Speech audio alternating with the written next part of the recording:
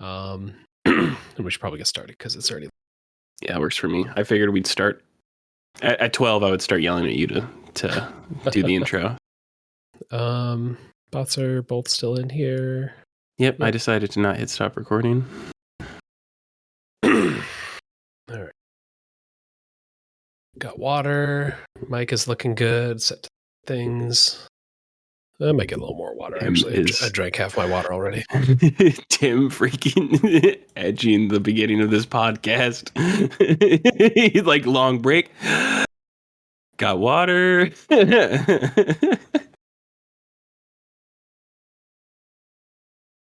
All right. Gotta untilt this mouse pad so that put that cup in a better spot so I could more easily reach it. Mm-hmm. All right. Gotta do that posture check to start in a good posture so I evolve into like a mediocre posture rather than starting mediocre and ending bad. All right. Oh, gotta silence my phone. Oh, God damn it, Tim. Come on. Let me get your volume up. Quiet. Get that energy up. All right. 3, 2, 1.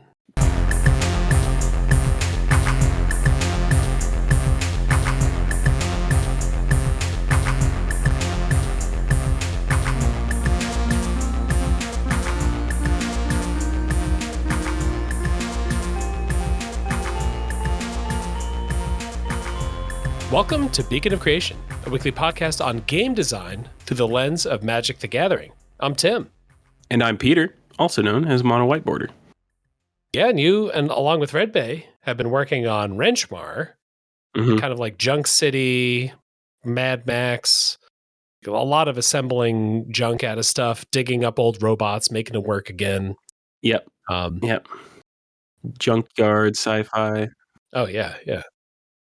We did an unpacking on that, which I think did a pretty good job of covering like all the main mechanics, like giving you an idea of the set. Maybe not all the details. The set's still in progress. I'm sure many of those cards have changed.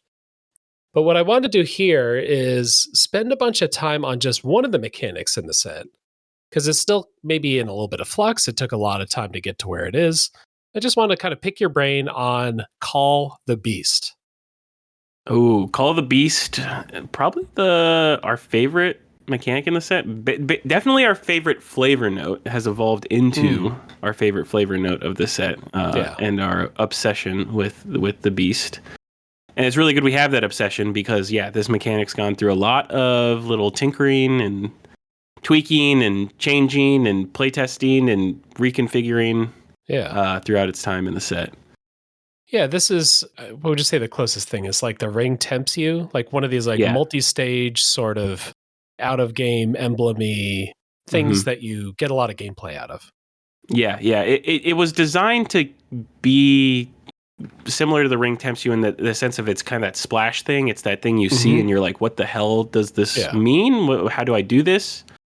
And I think it definitely captured that, both on the cards when you read like an actual card and when you check out the emblem as well. Yeah.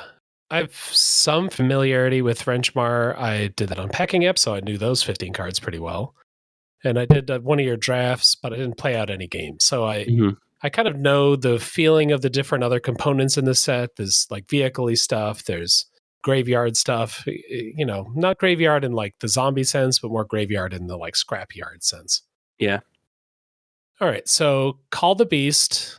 The big overall flavor here is that there are like autonomous machines that, despite being buried or despite being, deactivated for a long time, the beast is something that has reactivated itself. I think the picture looked kind of like a metal serpent kind of thing, maybe like a Horizon Zero Dawn. You're like a hunter maneuvering around and these giant dinosaur robots roaming around. That sort of feels like what the beast is. Is that about right? We want the beast to feel both knowable and unknowable in some ways, so we've been delicate about how much actual flavor we put into the beast. I've described it before as like a manifestation of the plane, like Yeah. but it is just this like amalgamation of trash. It has no consistent form necessarily. It is just whatever it Hmm. coalesces into itself. It is, Okay. the beast is all of the junk that you've discarded and thrown away and not cared about in this world of junk. That is what the beast is. All right. So we're maybe even getting like a mankind's folly sort of thing, a climate change sort of thing. All of our trash Yeah, is coming back to kill us. your own hubris Yeah. is lashing out against you, and then it's also, an important part is we wanted this feeling of like, you kind of are building up into it. It is like everything that it is made of also contributes to what it is. Yeah. Yeah.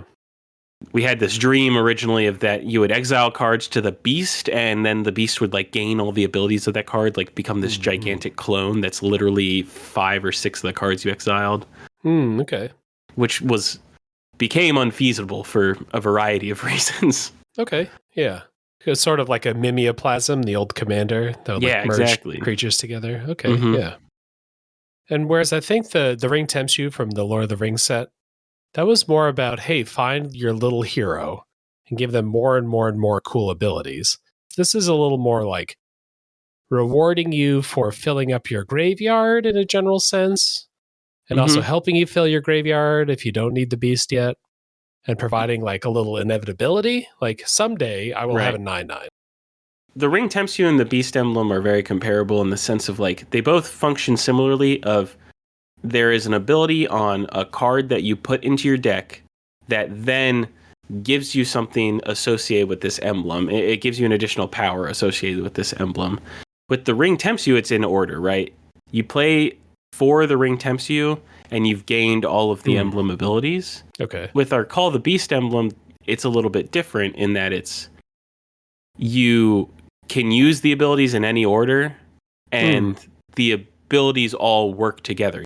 You mill cards to fill your graveyard, you exile cards to make your big beast, you make a beast, and then you get the benefit of all the things that you've done before, and then you can continue doing those things to continue growing your beast. They all work in tandem with each other. The version that I remember from, or at least the best that I remember it from the unpacking, Call the Beast is like an action on cards. So you might have just like a 1/1 for 2 or whatever. When I enter, call the beast, Right. or I have Death Touch and I do that, or, some other combination of abilities. It's a thing you could just throw on all the normal cards in a set. Right. It's similar to the Ring Tempts You. It's you call the beast. It can be on an instant, a sorcery. It can be on the ETB of a creature, a death trigger, and an activate ability, all kinds of stuff. Instead of getting to surveil or draw a card or whatever else that I might tack onto a card, I tack on Call the Beast instead. Yep. Once you call the beast, you, instead of going from the top down, you have sort of like a menu of things that you can do. And my sort of memory of that was that you could mill some cards, you could exile cards out of your graveyard, or you could, I think, sack a creature and then make a beast based on how much you've exiled so far. Is that about right? Yeah, yeah, you crushed it. You call the beast, you choose one, you mill 3 cards, exile up to 3 permanent cards from your graveyard, or sacrifice a creature, and you get this beast token.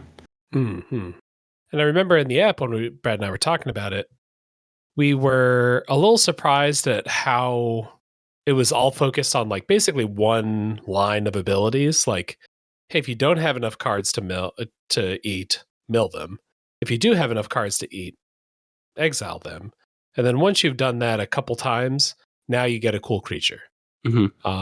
We were expecting it to be, I don't know, we didn't know. We didn't even know it was like a emblem thing. We had no idea what this ability was before we read it.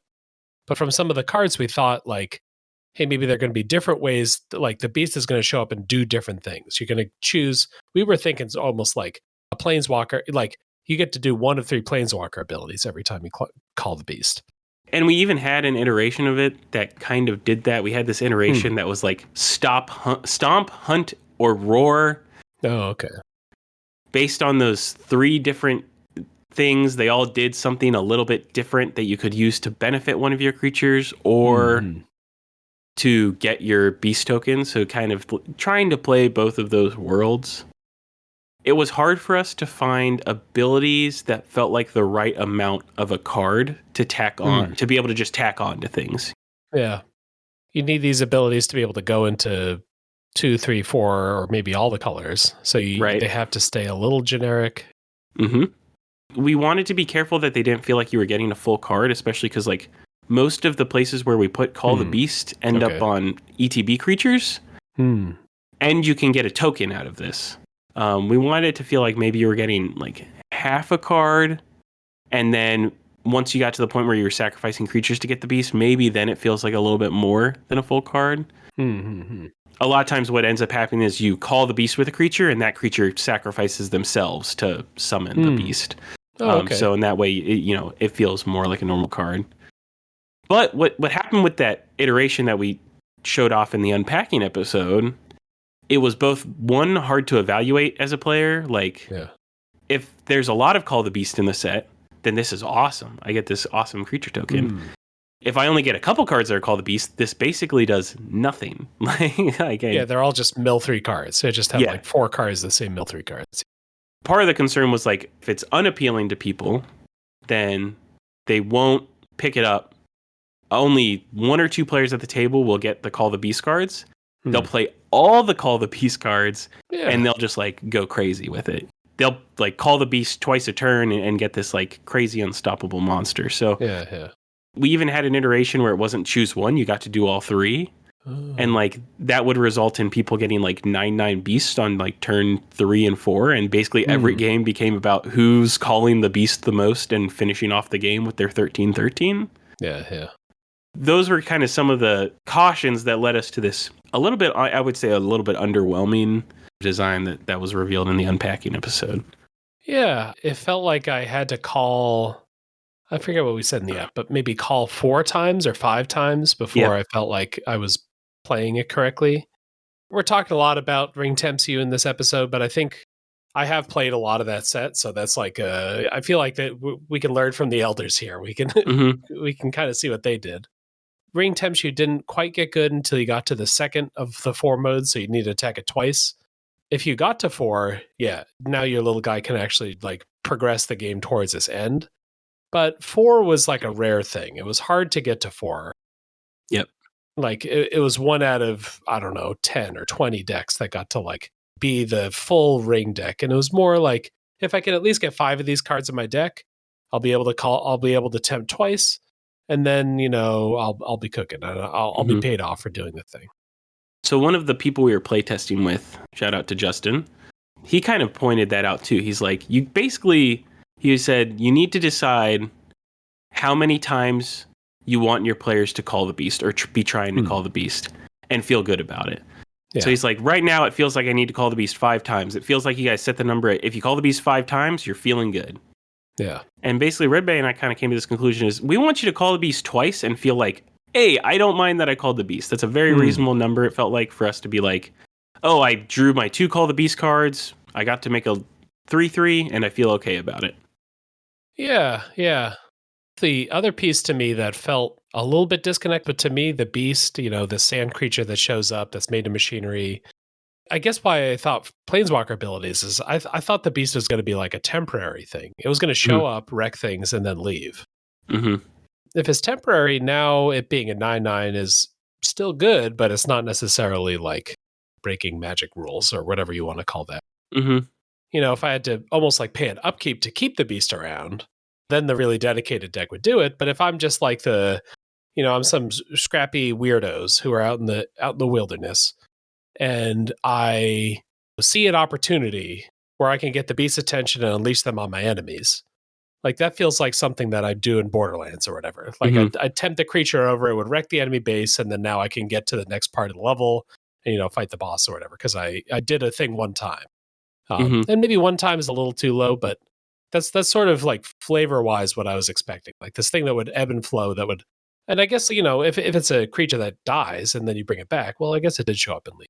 But yeah, you were picturing more of a stage hazard in Smash Bros, I would say, which is like it's like a flavor. I feel like that is a flavor note that we kind of had this idea of like the beast is this entity that almost like it is not good or evil. It is just causing destruction because that is what it does. Like, it's much more, and it just shows up and there's very limited control you can have over it. Like the control you have is like, oh, we made a bunch of noise over here and now we know the beast is just headed this way. Love it. Yep.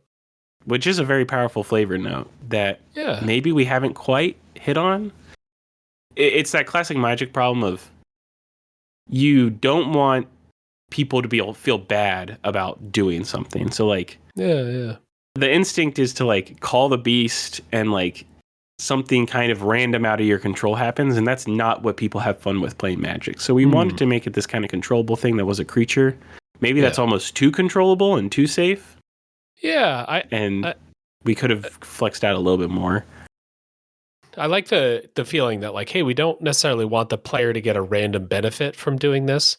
This may be a little too weird. But what I think is if it's just like not fully knowable by my opponent, that might get me close enough. If it's just this kind of predictable thing, I can look, does my opponent have they already exiled 3 or 6 cards with the calling? Okay, I know a 6/6 is coming. Right. If I don't quite know how big it's going to be, when it's going to arrive, something like that, that's going to bring me back to the flavor of it's going to do a bunch of damage, and I just have to like kind of be prepared, I guess, or be hopeful that I can like throw someone in the way of it, or if I have a reason to use a removal spell, that's a good thing. I guess using a removal spell against a temporary thing might feel bad, but yeah, that's some of where I want to get with the flavor of this beast here. So it's kind of interesting that you've brought all this up, and I think they're good points. Where we ended up is actually like doubling down more on this, like the creature of the beast and like you getting the big beast. And so part of this is coming from the fact that like when we did our initial playtesting at the common level, what we had the most fun with was just like, I really enjoy having cards in my deck that if I rip them, I'm just like, this turns into a 12/12 token that my opponent like has to deal with, So where we've ended up is basically like, okay, we want to give you the ability to do multiple things to accelerate how fast you're making the beast. But we also want you to have the ability to end up with just like, I call the beast, I only have 2 call the beast cards, and like they incidentally make me a 2-mana 3/3, basically. All right. So now we have this emblem that's when you call the beast, you may mill 3 cards. You just get the mill every time. That was the most go-to part of the mechanic. And then you choose one of these other modes. You either exile up to 3 permanent cards from your graveyard. You can note Vigilance, Menace, or Trample, and the beast token you control has each of the abilities noted. Or then you can sacrifice a creature to get the beast, which is that +1/+1 for each card exiled, and then it has the noted abilities if you noted any abilities. All right, so compared to the other version, before you would have to like call the mill, then call to exile, call the mill, then call to exile, then call to create the beast. And here it's maybe more like I can call to mill and exile, call to mill and exile, and then call to create the beast. All right. You're ending up with like, if you call the beast 3 times, you're ending up with a 6/6. Yeah. This was the like most disheartening thing in playtesting, was watching someone play their Call the Beast cards, and like they have like the Call the Beast deck. They have like 8 cards that say Call the Beast, and they just kept milling. They're just like, I'm just gonna mill more cards. They never exiled, they never sacrificed a creature to make the beast. They just used it as mill. And it's like, oh, that is a disaster. That's exactly what you don't want to see. When we're like, try this new emblem out. Yeah. It became, they milled and they exiled 3, they milled, they created beast, and then they milled and they exiled 3, and then they milled, and then they added the note on it. So like they instantly, like, the order changed, they were more flexible. You were able to create a token and then exile stuff on top of it while continuing to mill stuff. You suddenly cared a lot about what you milled. You're like, ooh, I only milled 2 permanents and I needed to mill 3 permanents with that mill. Like everything about it was a lot more like exciting. Part? So you can exile only permanent cards to the beast. So like they would mill 2 lands in an instant. Well, they're a little less excited about that mill. Okay. Than they were before. Their opponent felt like they had a little bit of an edge. Was that true before? It was true before, but because you never cared about exiling, they would just mill. Yeah. That engagement didn't come up. When I was doing the draft, I was just trying to evaluate the cards as if I was going to play them to win. And there I was just seeing them as mill 3. Yep. maybe in some unusual situation, I might get to actually make a creature. Yeah. So I guess knowing that, like, I also wanted to make like a permanent heavy deck, or I guess the Call the Beast deck, you want fewer instances and sorceries. Is that sort of the idea? Yeah, you if you end up with like if you had a Hall permanent deck and you just know like I'm milling 3 cards and I'm exiling those 3 cards to the beast every time, like that feels like, oh wow, you're really engaged with the beast, you know? Yeah, yeah. This still is not touching that flavor note of like the beast just comes in and just kind of to mucks everything up, you know? He's still just a creature, which is something we want because like the flavor of this, like Wrenchmar Gambit of the Junk Lords, if you look in the set, the flavor is kind of surrounding this. Like the goal of the set is for the Junk Lords to get together and defeat the beast, who's basically like the big problem of the plane. So having a defeatable beast token is like enticing. Having a beast token that you can wield against your opponents is enticing. But also having elements of the beast be wieldable without necessarily fully going into the token could be something that like is interesting as well, because like the non-beast decks, you know, the characters that are those just hootin' and hollerin' mercenaries running around who are just making noise to like disrupt the beast, a 3/3 isn't really gonna do that, you know. A 3/3 isn't being disruptive. So maybe engaging with some of that disruption is something that we can try and explore a little bit. Yeah, or sometimes like cards that call the beast also modify what the beast is able to do, or at least for a turn.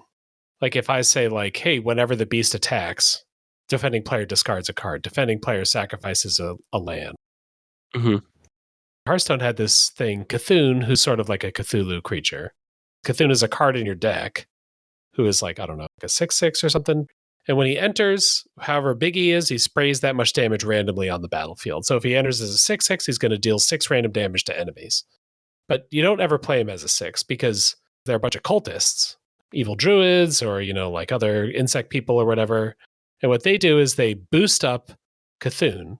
They show him on the screen. Cthulhu like appears on the side of the screen like a little ghost. And then you see his stats go from 6/6 to 8/8, or a 6/6 to like gain taunt. You don't know. Cthulhu might be the very last card in your opponent's deck. It might already be in their hand. It's kind of temporary in the sense that if Cthulhu comes out and doesn't kill the opponent, and the opponent kills Cthulhu, it's over. You've defeated Cthulhu. I don't know if we're trying to do that with the beast. It kind of feels like the beast, you should be able to fight it away so it leaves for a little while. Right. And then it resurfaces, you know, and then you fight it away again and then it resurfaces. So we're not necessarily like all the way in Cthulhu mode where it's like a one-time thing. Should people be able to be devoted enough to the beast in order to like be its follower, in order to give it abilities, in order to pray to it or whatever? Which is definitely a flavor element that we've touched on with a couple different factions, is that they worship the beast. I don't know if we have any specific cards that like are granting the beast an ability, but I know we have cards that are locked into the beast. There's like these bug people that are like, for whatever reason, the bug people have been big into the beast, and they are very much like separate of these like junkers, yarders, vagabonds, whatnot. Yeah. So what that makes me think, and I'm here just rolling a wrecking ball through all the current designs because you are the beast in this situation. Yeah, I'm not dedicated to any particular incarnation of the beast or how it is now or all the other things you've built around it. The people who are like, you know, random junk guy, random crazy lunatic, he's like alerting the beast as a distraction. Whereas the insect people, they are trying to cultivate the beast and get him to stay around for a while. Yeah. If you're just a weirdo who's trying to like use the beast to like smash your opponent's tank, you can do that and you can use the card once or twice and then you've had a satisfying beast alerting experience. But if you want to worship the beast, that's when you're going to like build a bunch of counters onto it. That you're going to do this like 3, 4, 5 times. You're going to find ways to like call every time with some repeatable effect. And that's when you also like start getting invested in the particular shape of your beast and you start to know it. You start to like, it takes more form instead of just being a temporary. It's funny because we've been trying to work out the emblem so much. Like when you call the beast, what do you do? Like what is the physical action of calling the beast? And I think we've got the emblem to where it's like at the most workable state we've achieved so far. Yeah. But at the cost of that, every color calls the beast in the same way, if that makes sense. Like a creature ETBs and it calls the beast. Yeah. there's a difference in factions in how much they call the beast. Like blue-green calls the beast a lot. That is a color that wants to call the beast. It may call the beast like a lot in a single turn. Where like,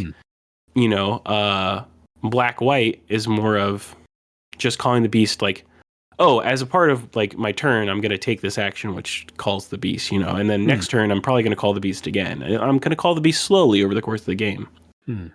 The actual game action feels the same regardless of what faction you're in. And I think that's something that, like, whether it's through the individual cards in the set or tweaking the emblem a little bit more, that's something that we could hone in on. To really flesh it out a little bit more that maybe we're missing right now. Yeah. I agree with that. And I think that Tempted by the Ring also had the same thing. Like certain colors or color pairs had more of it. But it was kind of the same thing for every color pair. There wasn't a way to like be tempted by the ring in a really green way. And that's going to feel different from tempting by the ring in a really red or blue way.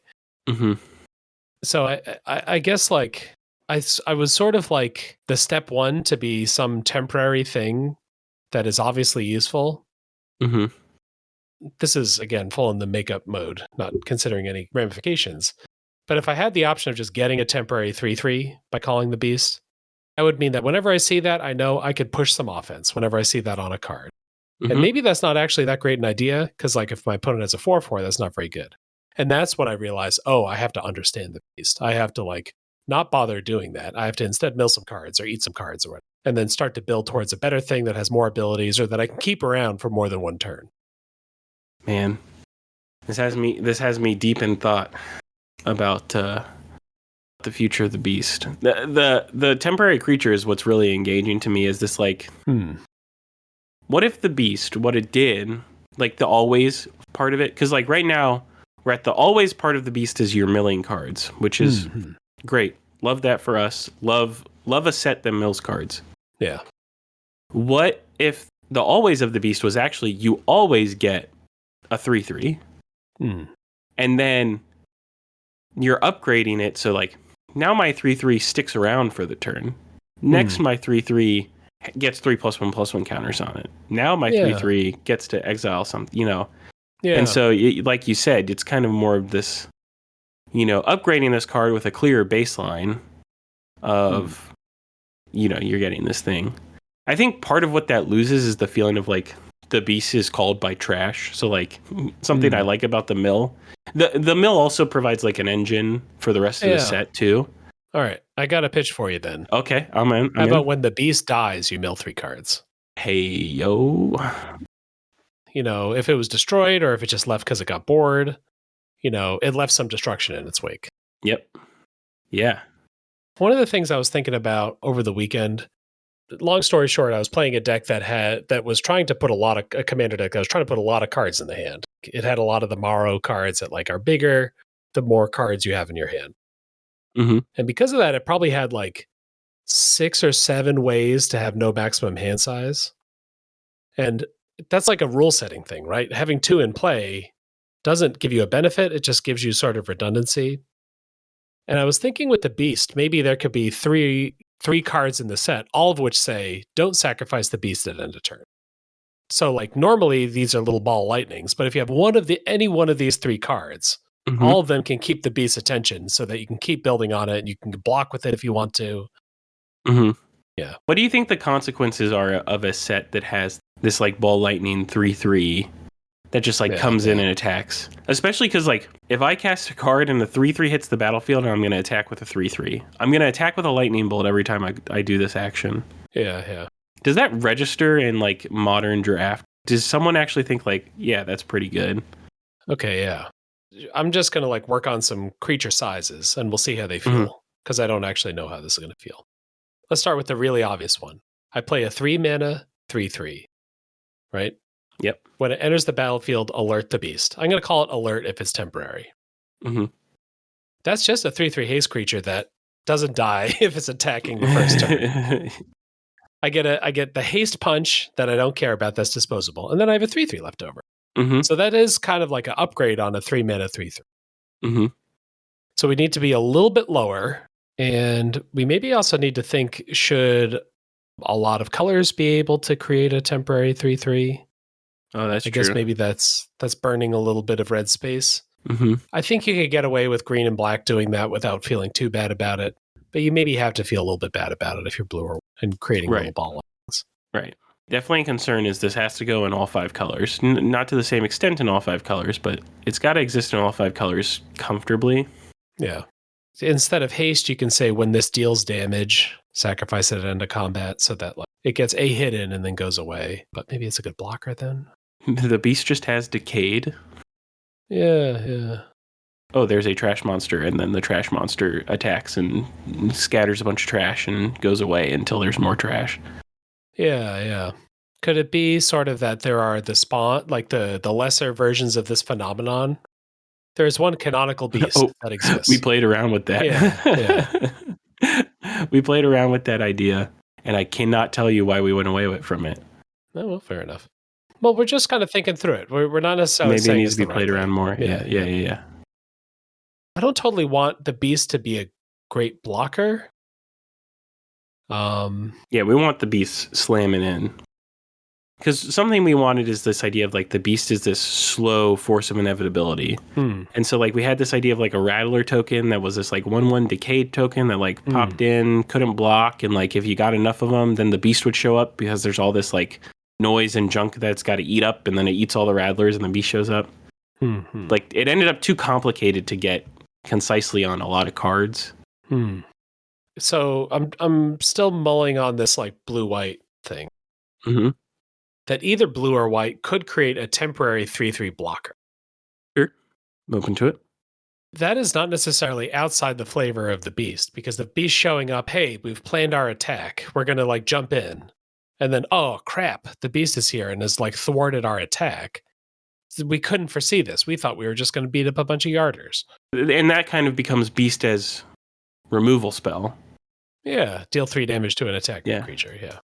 But then not to like dissuade this idea. Nope. But the primary concern that I think a lot of designers listening to this podcast would even come up with is like instantly you have this like keystone mechanic of your set that is dissuading attacking. Oh, if I attack, the beast might get me, which is great flavor hit, but not the most fun gameplay hit. Well, I mean, making a 6/6 or a 9/9 is also dissuading attackers, so. But then that 6/6 or that 9/9 is going to be the attacker coming in the future. Because that's like saying a 6-mana 6/6 is dissuading attackers. Like, no, the 6-mana 6/6 is coming at you. I would say that a big portion in Modern Limited of the common 6/6's job is to gain a couple life and dissuade attacks. Dissuade attacks until I come and like, but the important part being that 6/6 will then, once you've stabilized, end the game promptly. Which is very different from like dealing 3 damage to an attacking creature. That is never going to end the game. I think that like if 3 cards were, or 2 cards were defensive beasts done by blue and white, I don't think that would stain the legacy of the beast so much. I see what you're saying. These are individual cards that are like the beast coming in. Yeah. Because we want to express the beast coming in at a bad time in a bunch of different ways.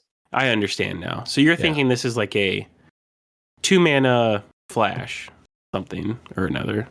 Yeah. 2 mana, call the beast, cast only during declare attacker's step. Yeah. Portal's wording notwithstanding. Yeah. It is a call the beast that is intended to be used as a blocker. Yeah, the wording could be funny or whatever. I guess if you had a card in your hand that you're allowed to cast at any other time, but it just wasn't very useful, right? So like, let's say it's just 1 and a white, alert the beast, the temporary beast. Like if I just do that on my turn, that's not very good. If I have one of my insect cultists that can hold on to the beast and maintain it, oh, maybe it's actually kind of cool.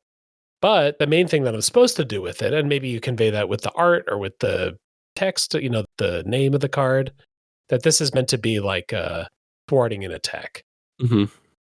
Or you give it some bonus like rider for that turn and can block an additional creature. It may be unintuitive that you're allowed to cast this on your turn, but hopefully you can figure out that this is meant to be a block. And whether you get your temporary ball lightning beast or your temporary blocker beast, Both of those can be satisfying experiences for you in that color, but also if you want to be a cultist, I'm also just calling them cultists. That might not be the right name, but like if you're a cultist, you can wrangle the beast and you can continue to build on that beast. Mm-hmm. I'm intrigued by this interpretation of like beast incoming causing problems. Yeah. We got to print a card called the Beast Within. Mm-hmm. And it's got to destroy a non-land permanent and create a beast token. Maybe that'll just be the mystery booster version. Yeah. I wonder if there's a way to make the beast a permanent fixture more easily. I think that a key element of whatever this is to make the beast a permanent fixture. Having just requiring you to like I'm imagining someone sitting down at a pod. They're like, oh man, call the beast. This sounds cool. And then like they see one card that says like, oh, you can keep the beast around. Oh, I'll draft that. Now I know what my deck's gonna be. Then they never see any more of those cards, and like they have the one card and they don't draw it in half of their limited games, so their deck doesn't work. They just kind of summon this 3/3.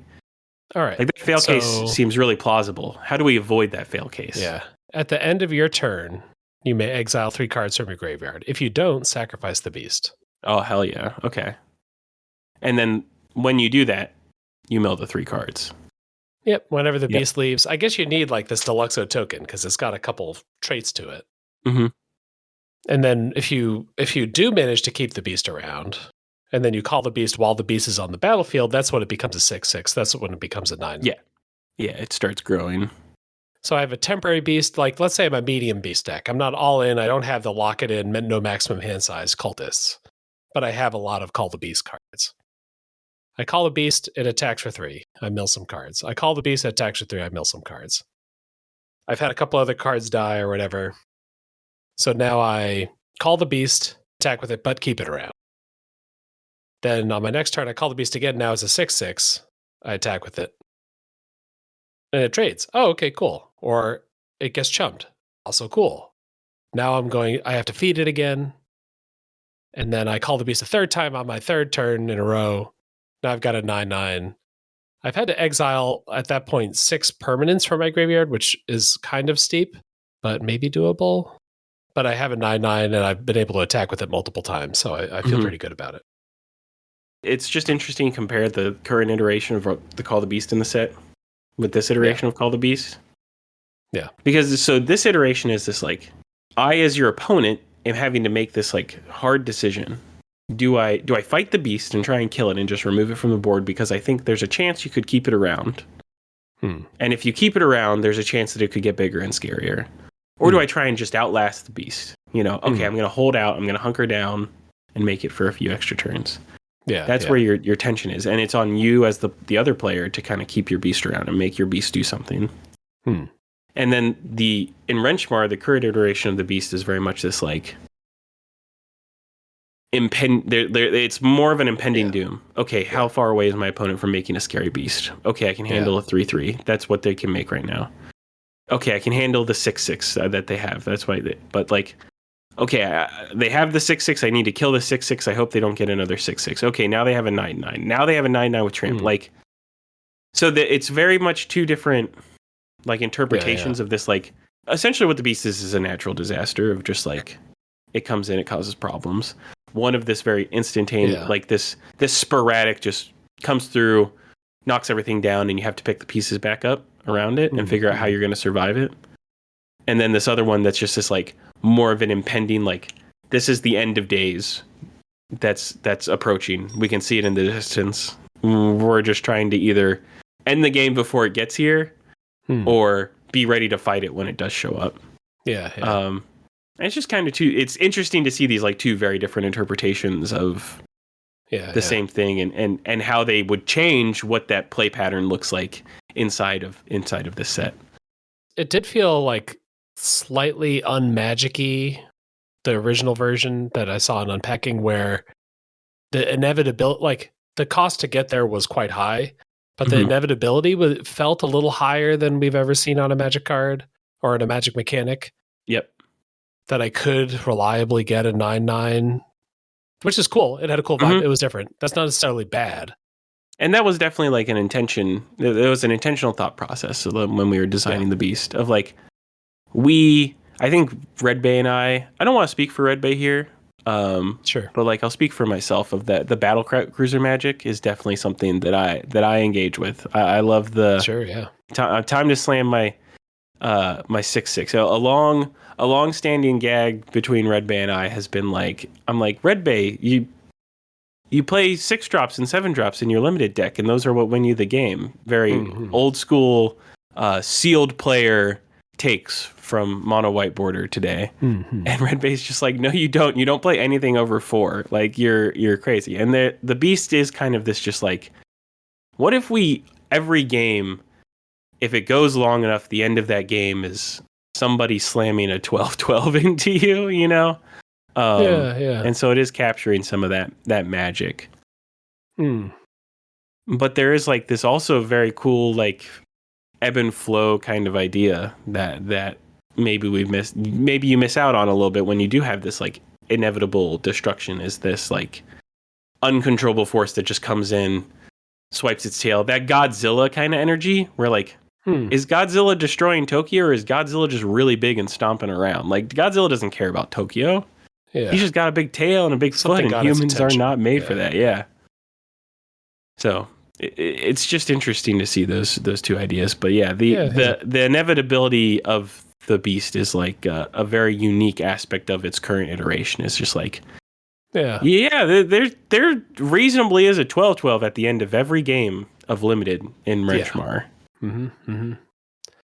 Yeah, that feels like it warps something. I'm not quite sure what. Like, do I not play any big creatures because I'd rather call the beast? I guess that's where it's like a rate thing. Rate like the cost of it. If it's aggressively costed, like if 6/6s are quite attainable by a wide variety of decks, and they also fill up your graveyard interfaces, hey, that really encourages people to care about your scavenge thing, that cares about jumpstart and all that kind of stuff. So it's cool that everyone's doing like a crap ton of milling all the time. But it does feel like it would change how limited works, and things might need to be reevaluated, or cards that might normally be okay would become bad. Which is maybe what you're hoping for with Battle Cruiser Magic. And if you want to be a part of that reevaluation process, we are trying to fire off drafts in the Beacon channel for Wrenchmar. We're 2 for 2 the past 2 weeks. So, nice. And last week we even got to do some playtesting, which is why the beast needs some iteration, because in playtesting, this slower version that we revealed in the unpacking episode just wasn't quite there. It wasn't quite hitting the mark. It wasn't quite it wasn't quite juiced enough. So there you go. Tried to add some juice. Yeah. When we're talking about drafts, like you said, people sometimes play the games, but there's also this kind of valuable and easy to do thing of just showing up for the draft portion. And it's just on a web page. It works, I would say, at least as well as like a Magic Online or something, where you're just picking cards, building a deck, building your curve, and then everyone just posts their deck image after, or the creator of the draft can look through all the decks later.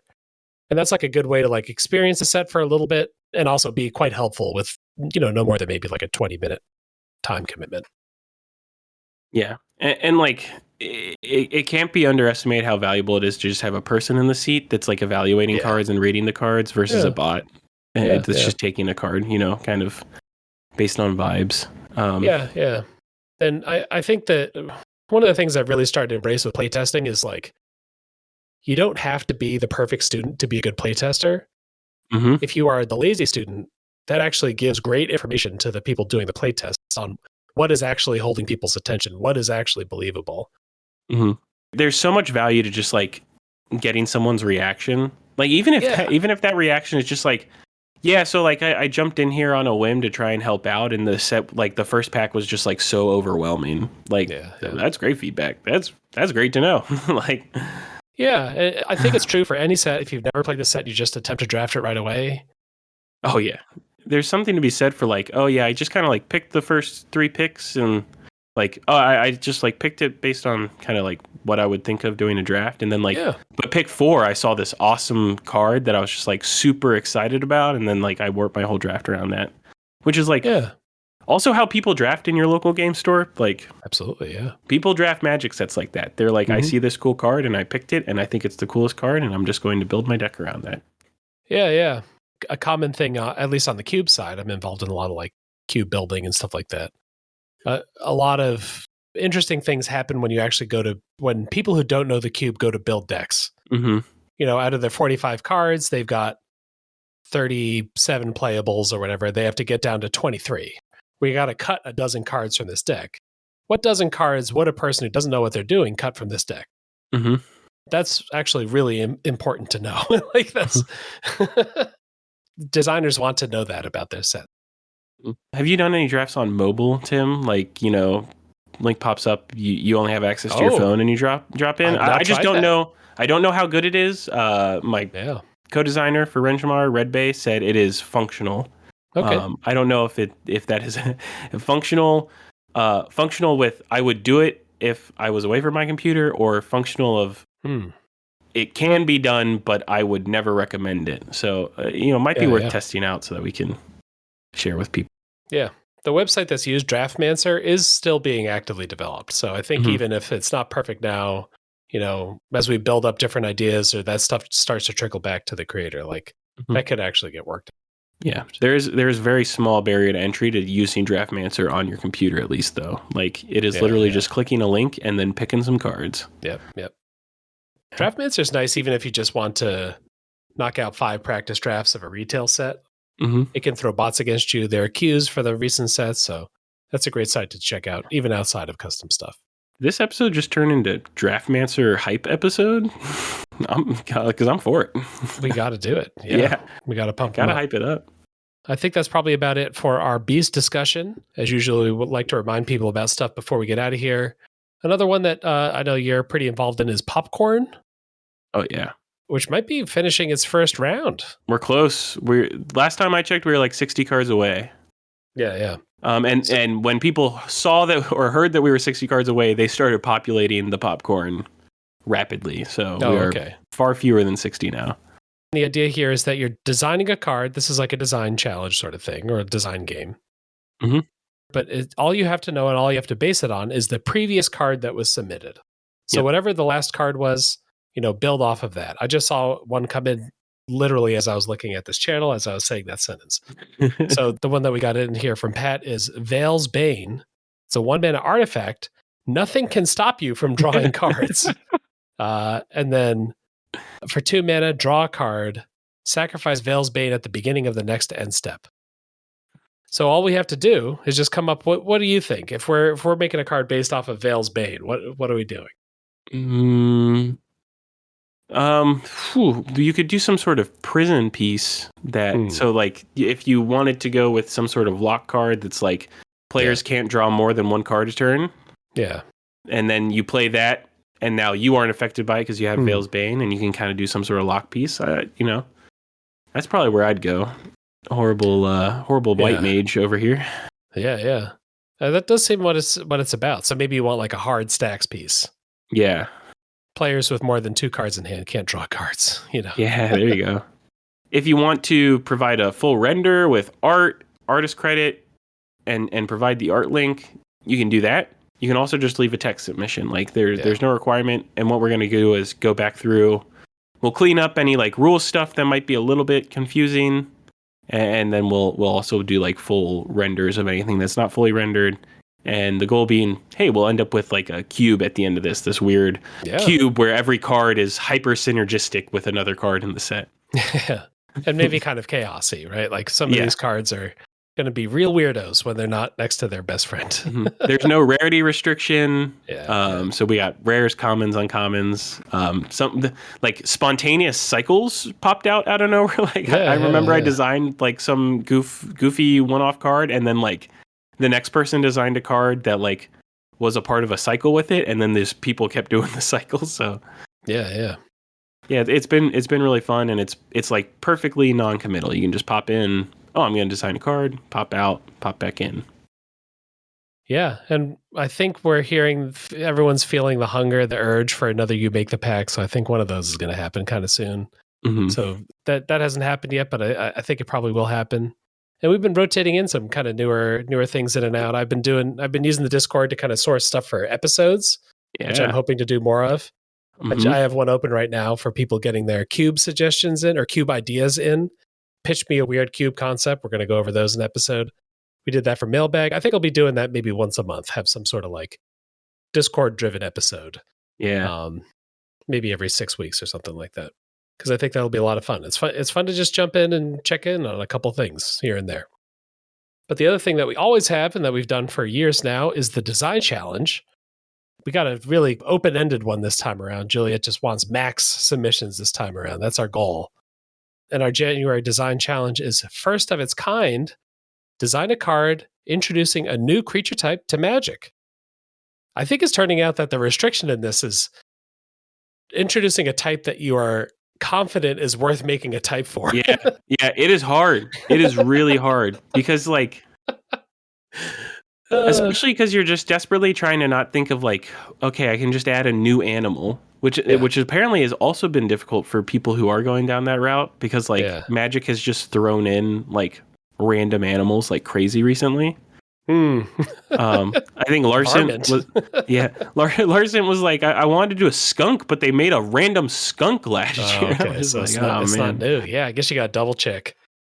You also do bonus points if you want to shoot for a little more direction than that. Mark 1, make it an artifact. So you got to have a creature type still, but put it on. Does this artifact, is this a factory that pumps out ocelots or whatever? And then Mach 1 has haste in the rules text. So you got a speedy little buddy. And that'll be due January 29th.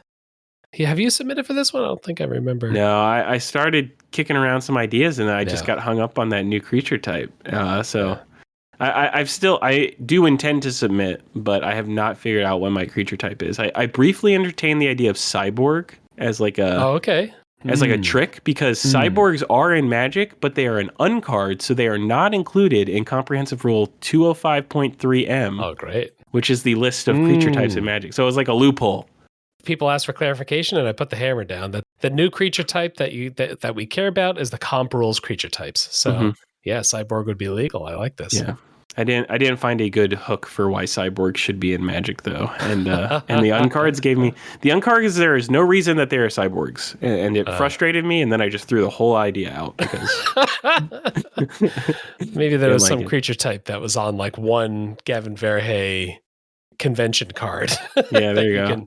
That you can fully bring into Magic. Yeah, so always look for that. We'll have an episode on that as well. But for now, that's the end of the episode. Hop on the Discord like we've been pitching for the last 10 minutes, because that's where all the action is. You got anything you want to tell people about before we get out of here?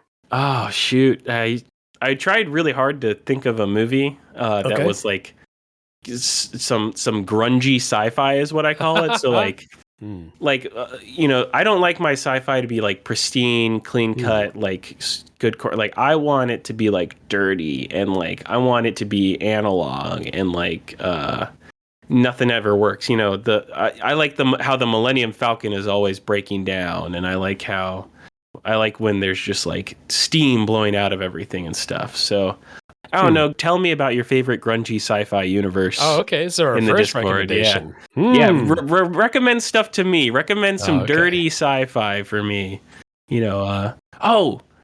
Also watch the X-Files. I'm watching the X-Files. Oh my God, I love that TV show. I haven't actually gone through it in its entirety, so I'm working on that. Watch the X-Files. What's the ep that stuck out to you? There was The Thing episode. The Thing is like my favorite movie, so they did The Thing episode. But the last one I watched was like Silence of the Lambs kind of style, where like they had to work with this like former serial killer who became like a medium. And that one had a ton of like, so like I love a good police procedural, and so like there's a 5-minute scene where they're trying to isolate a noise in a recording. And like literally for 5 minutes, the guy's like, "Oh, hold on, do you hear that humming? Okay, let me tone down the voices. See, I can hear the humming a little bit more. Let me isolate that. I can hear the humming." Like literally just like playing with like the analog like recording equipment. That's fun. It's very nerdy, very, very boring. I think that is the part where my girlfriend fell asleep in the show, but I was having it. Yeah. Yeah, she's a good sport. Plus, it's like very 90s now, probably, right? Like the Oh yeah, outfits are funny. Yeah. I looked up. Yeah, I looked up Mulder. I was like, I should drive the car Mulder drives. 1993 Ford Taurus. That's my dream car Wait, now. oh, it's a little boxy. Yeah. Okay. Yeah, it's a Yeah. sweet looking car, like for sure. This was an incredibly generic car at the time, but now, Yeah. 30 years later, it now looks cool. Mm-hmm. All right. Hell yeah. Alrighty, cool. I also have been doing Blue Sky. Mm-hmm. Been doing some Once Upon a Galaxy thoughts and a couple other things, some Resident Evil talk. So follow some Blue Sky. I think it's making me dream a little bit about maybe a Beacon Blue Sky account. What could we do with a Beacon Blue Sky account? If everyone has ideas on what we should put there, should it be a card a day? Should it be retweets? I'm feeling the call. I'm feeling the call of I think the Blue Sky. Yeah, get Beacon out there. Connect with Yeah. some people. Get some more awesome guests for the show to share their sweet games. Do some crossovers. Yeah. Who knows? Alrighty. But until then, thanks for listening.